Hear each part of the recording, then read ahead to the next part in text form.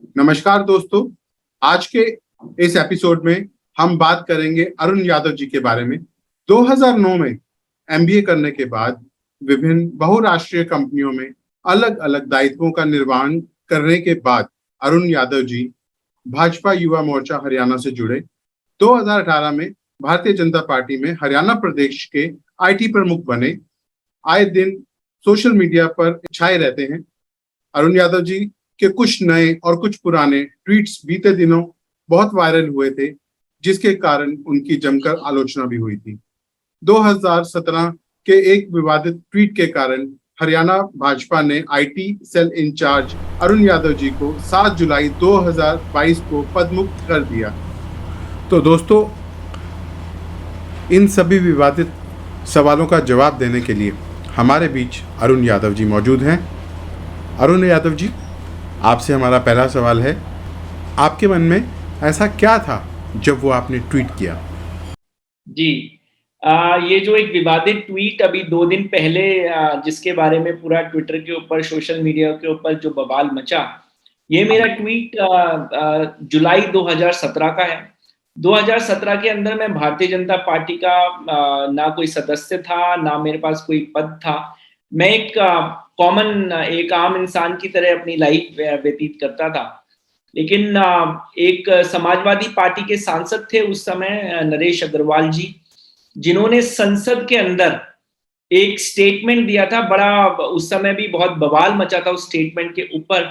उन्होंने बोला था कि अगर आपको भी याद होगा, अभी भी आप सर्च करेंगे तो आपको हर जगह वो स्टेटमेंट अभी भी बहुत दिखेगी। उन्होंने बोला था कि विस्की में बसे विष्णु, रम में बसे राम, जिन में दिखे सीता, ठर्रे में हनुमान, बोलो जय श्री राम। ये एक उनकी एक स्टेटमेंट थी। और एक सनातनी होने के नाते, एक अपने धर्म के प्रति एक आस्था रखने के नाते, एक आम इंसान की तरह मैंने उस पे कटाक्ष किया था, जिसको लेकर एक पूरा 2 दिन पहले मुद्दा बनाया गया था। तो जी। ये तो बहुत पुरानी बात है। और अगर मुद्दा बनाने पे आएंगे तो पता नहीं किस किस का क्या क्या मुद्दा बनेगा अगर पुरानी चीजें देखी जाएंगी। तो ये ट्वीट एक कह सकते हैं एक प्रतिक्रिया थी मेरी तरफ से, एक आम सनातनी होने के नाते, जो मैंने नरेश अग्रवाल की स्टेटमेंट पे दिया था।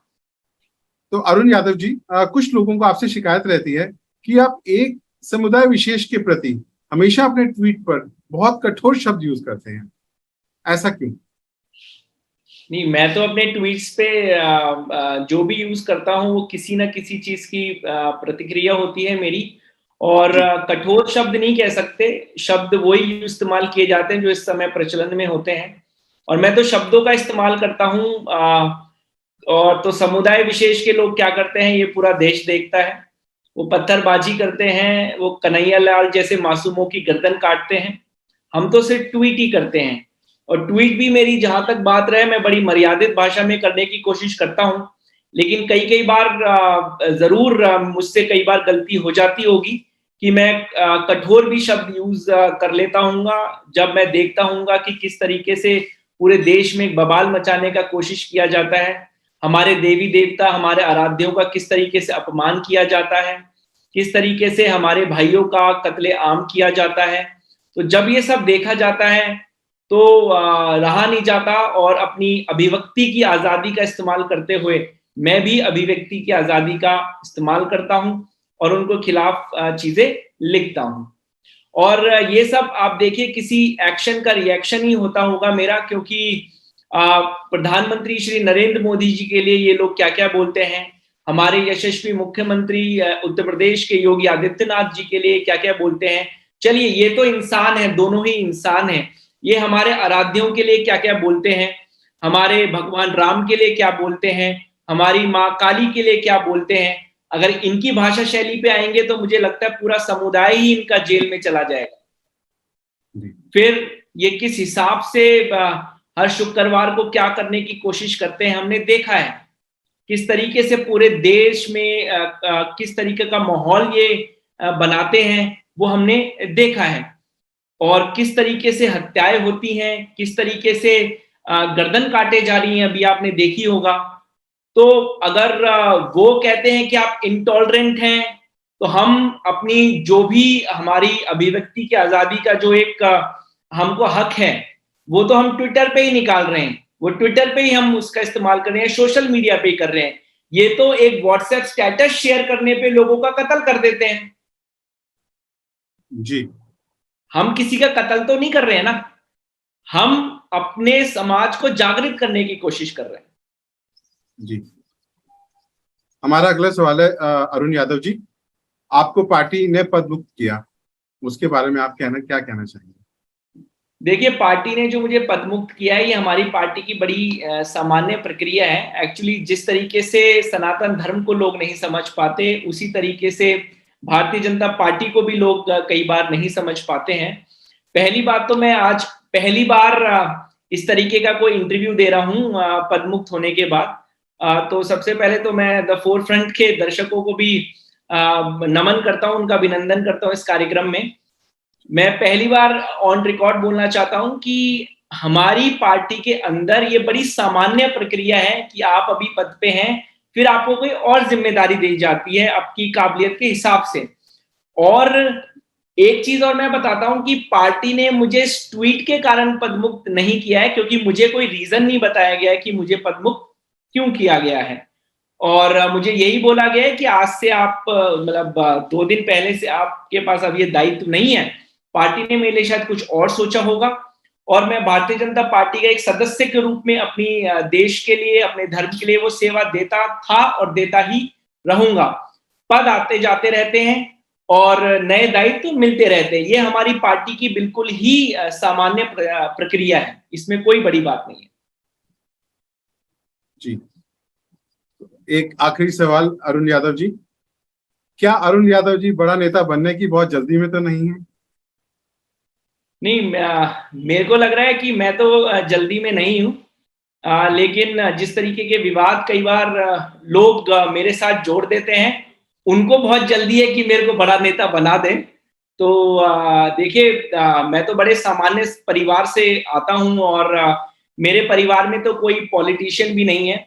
मैं तो अपने घर का एक फर्स्ट जनरेशन पॉलिटिशियन हूँ, और वो भी इसलिए हुआ है क्योंकि जिस तरीके से प्रधानमंत्री नरेंद्र मोदी जी जब 2014 में प्रधानमंत्री बने, तो जिस हिसाब से एक पॉलिटिक्स के अंदर भी डिजिटलकरण हुआ, तो उस टेक्नोलॉजी को जो जानकार थे, तो उनका पार्टी में एक अच्छा अनुभव के कारण एक आपको एक अलग एडवांटेज मिली, और हमने वो डिजिटलकरण के कारण हमारी पार्टी में एक अहम भूमिका बनी।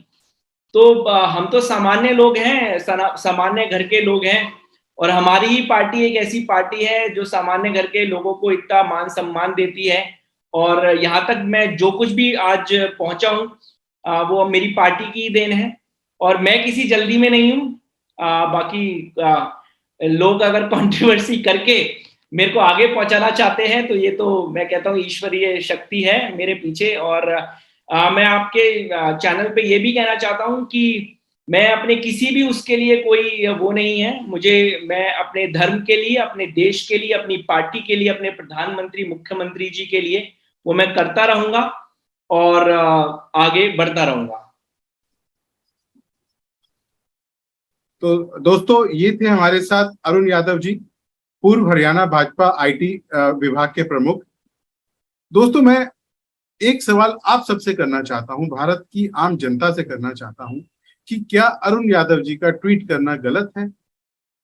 क्या उन्होंने जो भी रिएक्शन किया, चाहे वो नरेश अग्रवाल जी का उन्होंने बोला, या जो भी उन्होंने अभी बताया कि हमारे हिंदू समाज के बारे में उल्टा सीधा बोला जाता है, क्या उसके बारे में उन्होंने ट्वीट किया? क्या ये उनका ट्वीट करना गलत है? और ट्वीट के अलावा क्या हम सबको मिलकर कोई और कदम नहीं उठाना चाहिए? तो अगर आप समझते हैं कि अरुण यादव जी गलत हैं, तो भी, अगर आप समझते हैं अरुण यादव जी ठीक हैं, तो भी आप फोर फ्रंट मीडिया के इस चैनल के में कमेंट कीजिए, हमें बताइए आप क्या चाहते हैं, आपकी क्या प्रतिक्रिया है और होनी चाहिए। हम आपके साथ जुड़े रहेंगे। नमस्कार। और दोस्तों, हमसे जुड़े रहने के लिए फोरफ्रंट मीडिया के चैनल को सब्सक्राइब करें, लाइक करें, शेयर करें और कमेंट जरूर करें हमारे आज के इस एपिसोड के बारे में। नमस्कार।